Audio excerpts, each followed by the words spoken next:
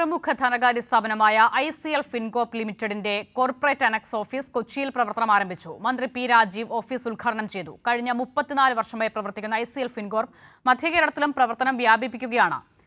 LICTCയുടെ goodwill അംബാസിഡറും ICL Fincorp chairman and managing director advocate KG Anilkumar, ICL ഫിൻകോർപ്പിന്റെ whole time അംബാസിഡറും സിഇഒയുമായ Uma Anilkumar, GCDA chairman K Chandranpillai, ward councillor Shantha Vijayan തുടങ്ങിയവർ ചടങ്ങിൽ പങ്കെടുത്തു. ICL ഫിൻകോർപ്പ് വിശ്വാസയോഗ്യവും സമയബന്ധിതവുമായ സേവനം ജനങ്ങളിലേക്ക് എത്തിക്കാനാണ് ശ്രമിക്കുന്നതെന്ന് മന്ത്രി പി രാജീവ് പറഞ്ഞു.